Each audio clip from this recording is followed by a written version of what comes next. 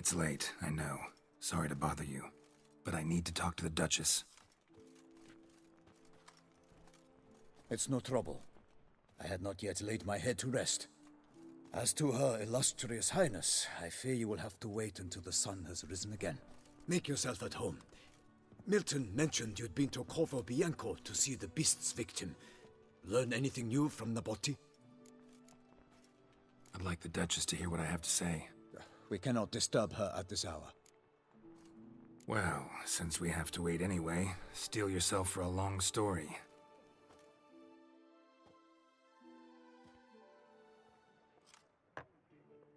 And how is it we passed from your account of the investigation to reminiscing about the succubus? 'Cause those were good times. And we were younger. Always nice to talk about that. Look, sun's up. Then let's tarry no more. Her enlightened highness is sure to have arrived at the Tourney grounds by now. Let us go.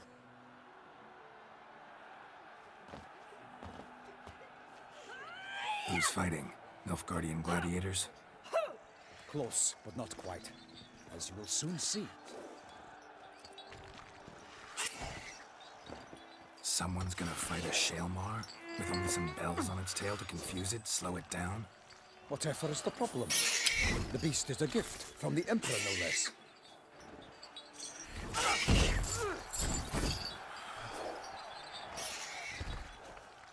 This is dangerous. Bells on its tail aren't enough. I saw a spectacle of this sort at the arena in Neunreuth. There, a knight defeated a Shaelmar with bells on its tail. Might have gotten lucky. Shaelmar might have been lame. Who knows? Only a Witcher has a real chance against a healthy Shaelmar, and that's not even every Witcher. Besides which, releasing a monster that dangerous in front of a crowd, plain irresponsible. Who's going to fight the beast? Guillaume, the young man you met. Yeah. Mentioned he'd promised his heart's captor a monster trophy. Great love demands great sacrifices. Let's go.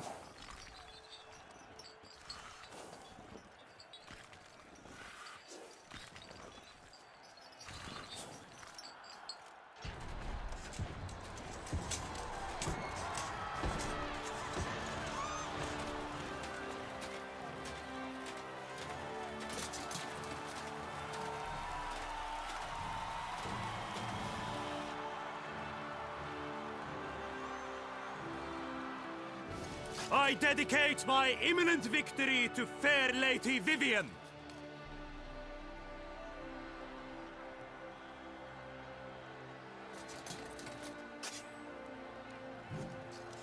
It's begun. The fight shall have to end first. We must wait.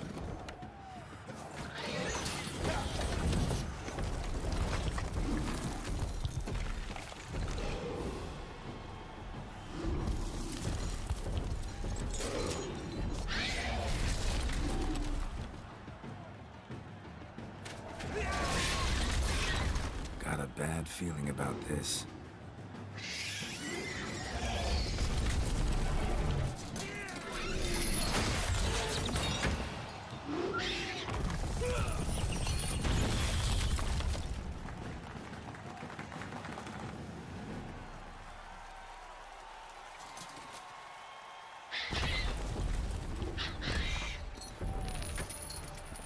Damn it.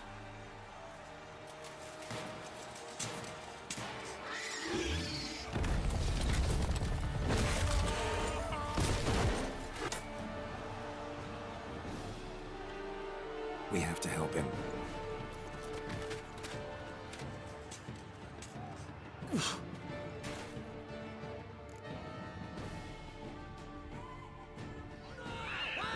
For honor! Onward!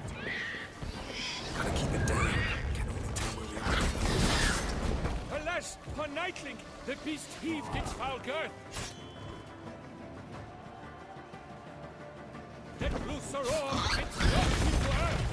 Out came the Witcher in one mighty bound to give fight to the beast, its plans confound.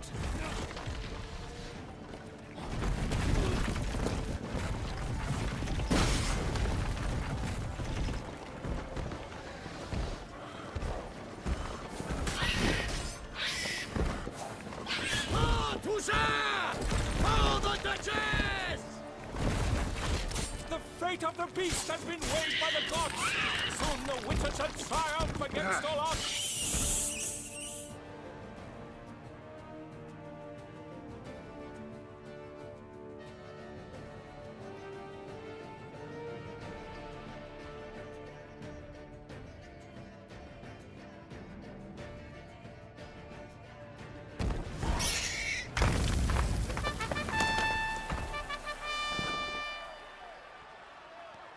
The Shelmar lies defeated by Geralt of Rithia, master of the witchering trade. Behold, as the last gasps of life seep from the beast.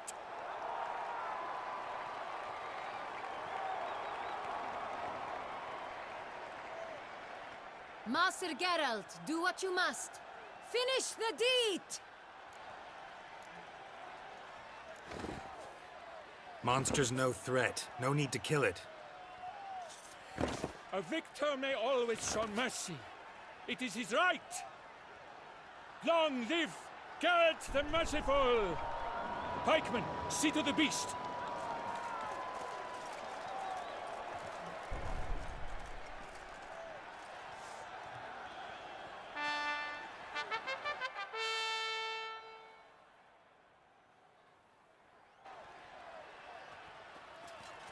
Guillaume.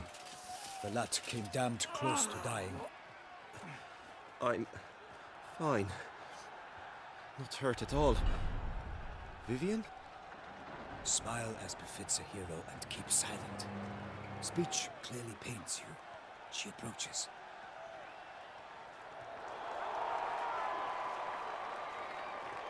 Geralt.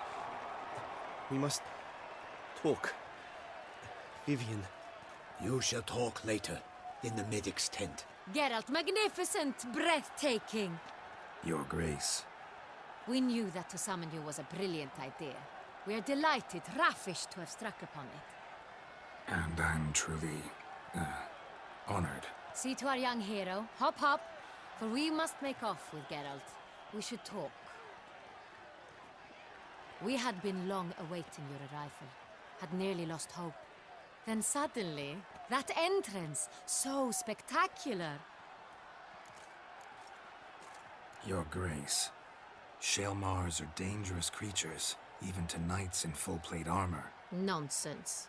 In Toussaint, knights have battled beasts for mere glory since time immemorial. True. Guillaume suffered a few bumps, scars, and bruises, but in return gained eternal glory as he who slew the monster. What about the crowd? Say the Shelmar had vaulted into the stands. Would have been a massacre. Geralt, though we value your fortuitous intervention in the arena, we would remind you your services have been retained, and as shall soon become clear, you will be generously compensated for completing another task altogether. Your Grace, my contract. I'd like to discuss it. Naturally, but not here. We shall need Damien. He led the investigation pending your arrival. But wherever could he be? Come, we must find him.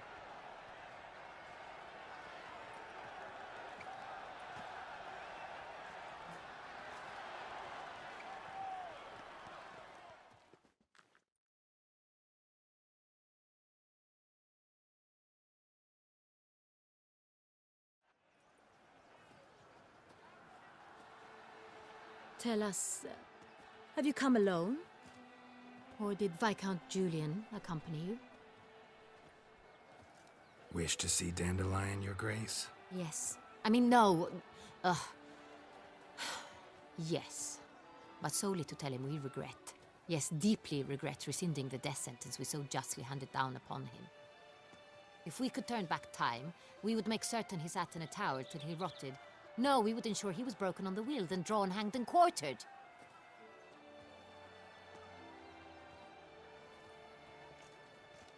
Ah, the very man we would entrust with these tasks. Damien de la Tour, captain of my personal guard. Your Grace. Witcher. Greetings. Sorry to have to tell you, but the guardsman handling the last victim's body... I know already. The creature in the cellar of Corvo Bianco. Was it the beast? No. A Bruxa, a kind of vampire. Not the beast, but tied to it in some way. You know this how? Through careful analysis of the evidence, both on the riverbank and at Corvo Bianco. Do you mean to insinuate the investigation thus far has been sloppy? Geralt insinuates nothing of the sort. We must listen to him attentively. I examined the body of the beast's last victim. Might have found something, need to analyze it. A quiet place, that's what I could use most right now. And maybe the help of an alchemist or a mage. Also like to hear all you know about the previous victims. Take it Sir de la Tour is my man for that. Firstly, call me Damien, please. Secondly, you should know I spoke against summoning you here. I've heard much about you. You bring trouble, or thus far have, always. And we've enough trouble as it is. Yet we are capable of defeating the beast on our own, without an outsider's help. I've no doubt about it. Damien, we settled the matter of the Witcher's employ some time past. Definitively. Since you have broached it nonetheless, let us discuss Geralt's pay. Are the legends true? Do Witchers usually demand that which you find at home, yet did not expect? Yes, Your Grace. The law of surprise. Time-honored. We shall be content. The surprises we encounter on a daily basis would be of no value to one such as you. What awaits at the palace are edicts to sign and portraits of suitors from far-off lands. I fear you would find little use for either. Thus we've decided you shall receive the deed to a vineyard, Corvo Bianco, and a sum of coin. You will doubtless consider this adequate. Title to the vineyard shall be given to you at once. Surely you'll need lodgings while you hunt. The coin, however, will be yours only once you have slain the beast. Lovely, generous gesture, Your Grace. But, Corvo Bianco, isn't it the Duchy's temporary morgue? Is it now? The Chancellery's bungled things again, we fear. Not to be left unsupervised for one instant. Yet, in its mood, a morgue should present minimal problems to a Witcher. What's more, nothing enhances a wine's reputation better than a grim legend. Thank you, Your Grace. I accept the contract, of course. But as I said before, I'll need some information. Second murder. Tell me what you know. In the city, there are certain nooks. No one reasonable ventures there after dark. Ramon Dulac's corpse was found in one such place. With the first murder, terror gripped the city. Its inhabitants grew wary, kept to safe areas. Consequently, news of the second victim came to us from a group of concerned cut-purses. Criminals fear the beast? Telling in a way. Take it you've excluded the possibility that Ramon died at the hands of these bandits. Do you believe me an amateur? Not hands, but claws killed Ramon Dulac. The wound was deep, clean. His body was found in the gutter, dressed in nightshirt and cap, a pillow placed under his head, and his sword replaced by a bed warmer. Ramon Dulac, a knight who but a dozen years past was an advisor to our father, the Duke. Someone went to a lot of trouble to make him look ridiculous. Maybe revenge was the motive. It's not out of the question. Dulac had shady dealings with the criminal underworld, but no one ever came forth with concrete proof of any misdoings. How'd it start? Who was the first victim? Crespi was the first to die. He was famed once for his many glorious tournament victories. Then he grew old, hung up his sword, and took to winemaking. Crespi was not loved by the wine merchants. He was ruthless in business and thought to cheat many a time. He asked us for a dispensation from all court ceremonies. We did not grant it. We could not. Once you've taken the oath of a knight, you remain a knight till death. How'd he die? Where'd they find the body? Quite unusual, the circumstance. He was at a feast when suddenly one of his fellow feastgoers noticed he was missing. The town watch found him an hour later,